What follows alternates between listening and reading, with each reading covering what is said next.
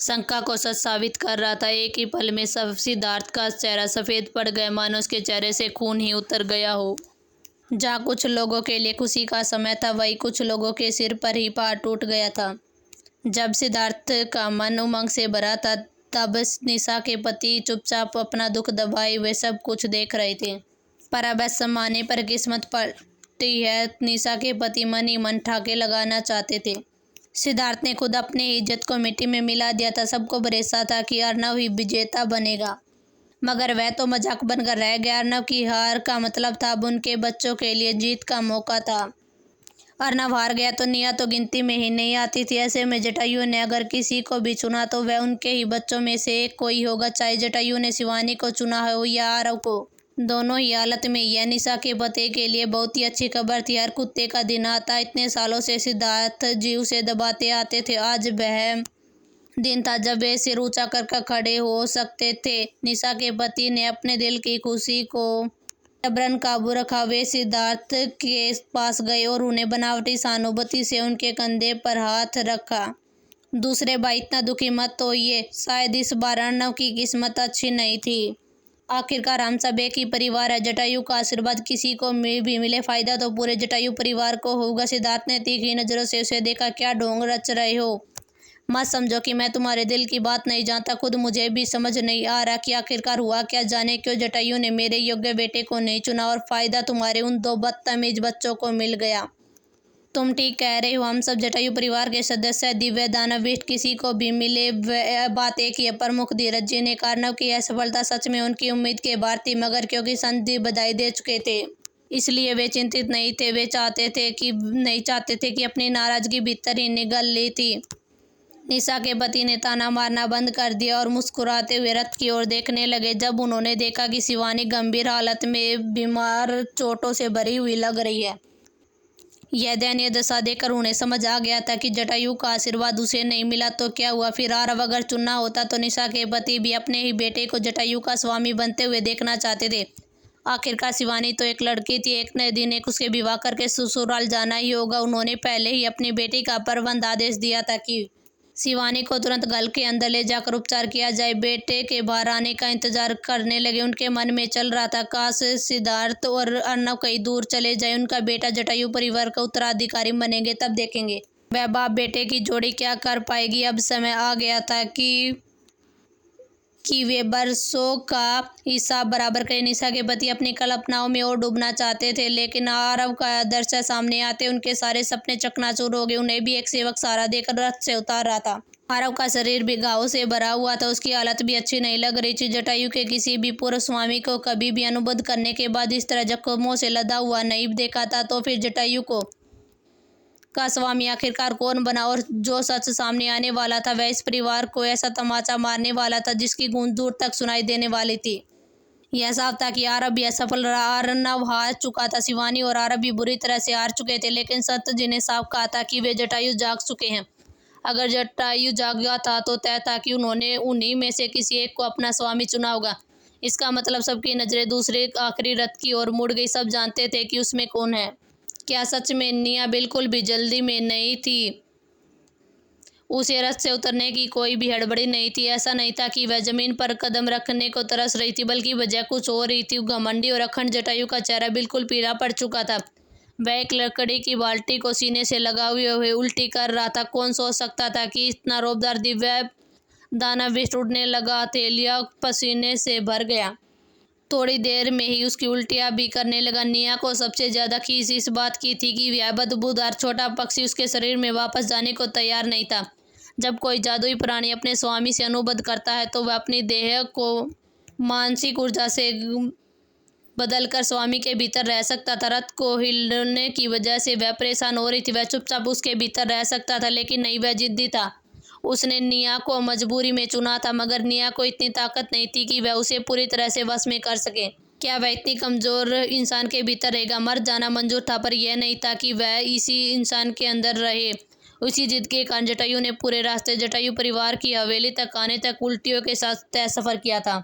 उसका मासूम सा चेहरा बहुत ही दयनीय लग रहा था। उसका चेहरा छोटा सा बेरंग था, लाल आंखें आंसू चमक रहे थे। हालत इतनी दयनीय थी कि कोई भी देखे तो तरस खा जाए। अगर आधुनिक दुनिया की भाषा में कहे तो वह बहुत ही प्यारा लग रहा था, लेकिन निया उसे किसी पालतू जानवर की तरह दुलारने वाली नहीं थी। उसे साफ याद था कि कैसे इसी छोटे से बक्सी ने शिवानी को लगभग मार ही डाला था, और इसने हमला करते समय भी पलके तक नहीं झपकी थी। अभी जो यह प्यारा लग रहा था वह सिर्फ सफ़र की बीमारी के वजह से था। अगर मौका मिला तो निया सिर उठाकर जोर से हंस पड़ती। ठीक है, ठीक ही हुआ तेरे साथ। अरे हो गई उल्टी, हम पहुंच गए हैं, अब उतर सकते हैं, निया ने ठुंडी पर हाथ रखते हुए कहा। उसने दूसरों को इंतजार करवाने से कोई फर्क नहीं पड़ता था, मगर वह इस बदबू से भरे हुए रथ में एक पल के लिए भी नहीं रहना चाहती थी। तुम बहुत ही बोलती हो, अगर तुम्हें उतरना है तो उतर जाओ। क्या मैं थोड़ी देर यहाँ बैठ जाऊं तो क्या मर जाओगी? जटायु अपने नए स्वामी को एक लात मारकर बाहर फेंकना चाहता था, मगर वह इस निहाल हालत में हिल भी नहीं पा रहा था। दत्त तेरी की, मैं कभी भी इस रथ में नहीं बैठूंगा, अगली बार खुद उड़ कर आऊंगा। निया के होटल के से फड़ के उसने एक तरफ खड़े आज्ञाकारी सेवकों को आदेश दिया और खुद पहले रथ से बाहर उठी, और उसमें से जैसे उसने रथ से सिर बाहर निकाला, कई जोड़ी आंखें एक साथ उसकी ओर उठी और उनमें से भावनाओं को बवंडर था। निया ने भौहें तिरछी कर ली। ये लोग ऐसे क्यों देख रहे हैं जैसे कि दिन दाड़े भूत देख लिया हो? प्रमुख धीरज जी ने उस जानी पहचानी आकृति को देखा। शकल को हैरानी से देख रहे थे। भले ही इस परिवार में उसे अहमियत नहीं जाती थी, लेकिन इसका मतलब ये नहीं था कि वे अपनी पोती का चेहरा ही भूल गए थे। वह अब भी पहले जैसी साधारण और फीकी दिखती थी, मगर उसकी आंखों में हल्की सी चतुर चमक थी। गुलाबी हल्के से होठ उठे हुए थे। वह बहुत सुंदर तो नहीं कही जाएगी, लेकिन उसमें एक अनोखी सी मासूमियत थी जो लोगों को फिर से उसे देखने पर मजबूत कर दे। और फिर किसी को अंदाजा भी नहीं था कि असली तूफान जो बैठा वो अंदर है। जब वह बाहर आएगा तो तब इस परिवार की सांसें ही थम जाएंगी। प्रमुख जी ने निया के चेहरे पर पहले कभी भी इतनी जीवंत और चमकदार अभिव्यक्ति नहीं देखी थी। अब वैसी मूर्ख लड़की बिल्कुल भी नहीं लग रही थी जैसे जब उसे समझते आए थे। ऐसा लग रहा था जैसे वह भी बाकी कुलीन घरानों की लड़कियों के जैसी ही लग रही थी। प्रमुख धीरज जी के मन में एक अनुमान बिजली की तरह कौंधा, लेकिन वे अभी उस पूरी तरह यकीन नहीं कर पा रहे थे। निशा के पति और सिद्धार्थ के दिमाग में जैसे तूफान उठ खड़ा हुआ था। निया को देखते ही वे दंग रह गए। वह अब पहले वाली हंसती खिलखिलाती बेवकूफ़ लड़की जैसी नहीं दिख रही थी, जिसके चेहरे पर सिर्फ एक मूर्खतापूर्ण मुस्कान जमी रहती थी। वह रथ के पास शांत खड़ी थी। उसकी आंखों में हल्की सी चमक थी और उसकी बड़ी काली आंखों में एक और उलझन भरी निगाहें डाल रही थी। लेकिन जो चीज़ उन्हें सबसे ज़्यादा स्तब्ध कर गई वह थी उसकी बाहों के बीच उभरा हुआ अग्नि। जटायु परिवार के प्राचीन अभिलेखों में अग्नि के आकार का एक चिन्ह प्रकट होता है। वही इस बात का प्रमाण होता है कि वह जटायु परिवार के स्वामी निया के पति और सिद्धार्थ अपने बच्चों की सफलता को लेकर इतने आश्वस्त थे कि उन्होंने इस बात पर ध्यान ही नहीं दिया कि उनके माथे पर ऐसा कोई भी चिन्ह है या फिर नहीं। वे समय से पहले जश्न मनाकर खुद ही अपनी हंसी के पात्र बन गए। ऊपर से वह अभिलेख वे समय अधिक पुराने थे। कोई यह नहीं बता सकता था कि ये पूरी तरह से सही थे। आखिरकार किसी ने पहले कभी ऐसा अग्नि का निशान नहीं आंखों से नहीं देखा था। जैसे निया बाहर आई, उन्होंने अपनी सोच कितनी आशास्पद थी यह समझ आ गया।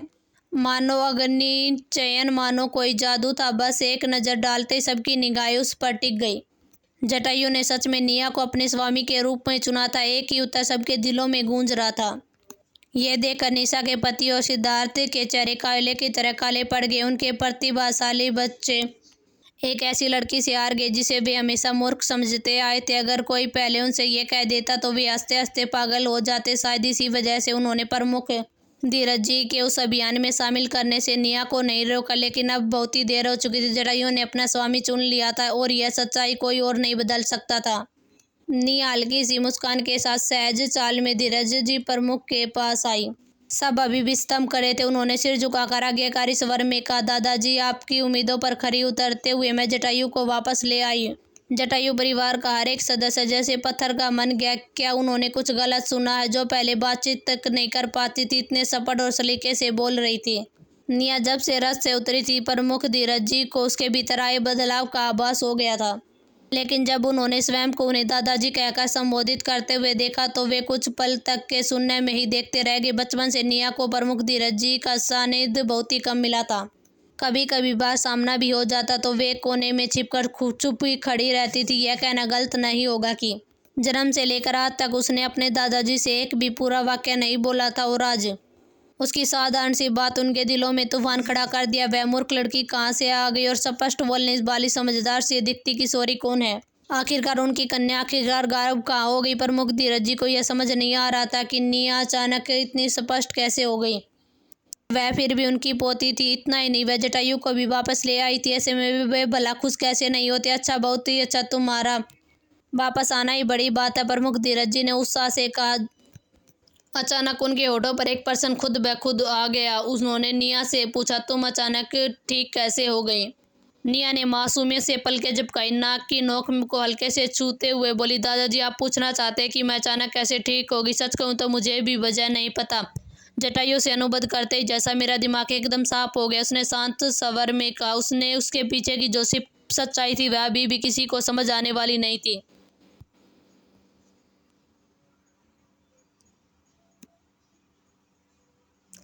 क्योंकि किसी को भी नहीं पता था, क्योंकि सबने पहले कभी जटायु का रूप नहीं देखा था। जटायु 100 वर्षों के बाद प्रकट नहीं हुआ था। यहाँ तक कि प्रमुख धीरज जी भी उनके बारे में बहुत अधिक नहीं जानते थे। बस इतना मालूम था कि उनमें बहुत ही अद्भुत शक्तियाँ हैं। निया पहले ही मन अपनी सफाई तैयार कर चुकी थी। अगर कोई उसे अचानक ठीक होने का कारण पूछेगा तो वह जटायु पर बोल देगी कि उसकी वजह से ठीक हुई है। उसकी बात पर सवाल उठाने की हिम्मत किसमें थी? अगर किसी को शक हो गया तो जाकर उस घमंडी छोटे पक्षी से खुद पूछ ले। अच्छा, बहुत ही अच्छा, ये तो बहुत ही अच्छी बड़ी बात है। प्रमुख धीरज जी उत्साह से निया के कंधे थपथपाए। उसकी बहू के बीच चमकता हुआ अग्नि चिन्ह देखते ही उन्होंने उनकी बात मान ली। जटायु वापस आ गया और निया भी ठीक हो गई है। दो खूब खुशखबरी एक साथ। आमतौर पर कठोर दिखने वाले प्रमुख धीरज जी के चेहरे पर मुस्कान फैल गई। उन्होंने सबको हवेली के भीतर लौटने का संकेत दिया।